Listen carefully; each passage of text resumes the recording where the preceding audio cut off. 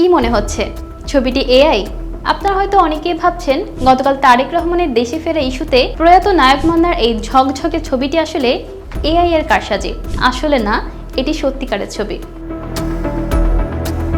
গতকাল বৃহস্পতিবার দীর্ঘ প্রবাস জীবন শেষে তারেক রহমানের দেশে ফেরার পর থেকেই সোশ্যাল মিডিয়ায় এই ছবিটি ঝড়ের বেগে ভাইরাল হয়েছে। ছবিটিতে দেখা যাচ্ছে দুই ভুবনের দুই তারকা একে অপরের সঙ্গে হাসি মুখে কুশল বিনিময় করছেন। প্রয়াত নায়ক মান্নার স্ত্রী শেলি মান্না জানিয়েছেন এটি 2002 সাল পরবর্তী সময়ের হবে। সেই সময় বিএনপি ক্ষমতায় ছিল। তিনি আরও জানান ছবিটি পহেলা বৈশাখের একটি অনুষ্ঠানের। সেদিন রমনার বটমূলে বর্ষবরণ অনুষ্ঠানে গিয়েছিলেন নায়ক মান্না। সেখানেই তারেক রহমানের সঙ্গে দেখা। শেলি আরও বলেন, যতদূর মনে পড়ছে মান্না তো সেভাবে রাজনীতি করতেন না, অভিনয় নিয়েই থাকতেন। হঠাৎ দেখা, মান্না অতিথি হয়ে গিয়েছিলেন।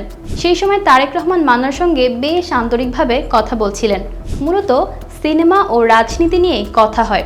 আমার পরিবার রাজনীতির সঙ্গে যুক্ত হলেও এগুলো নিয়ে আমাদের আগ্রহ ছিল না। আমি সবসময় চাকরি করতাম, আমি সরকারি চাকরি করতাম। এতটুকু জানি মান্না তারেক রহমানের প্রশংসা করছিলেন। তারেক রহমানের প্রত্যাবর্তনের এই আবহে ভক্তরা পুরনো দিনের এই সোনালী স্মৃতিটি নতুন করে শেয়ার করছেন। এটি মূলত দুই ভুবনের দুই জনপ্রিয় ব্যক্তিত্বের মধ্যকার একটি আন্তরিক ও সৌজন্যমূলক সাক্ষাতের অমলিন ছবি।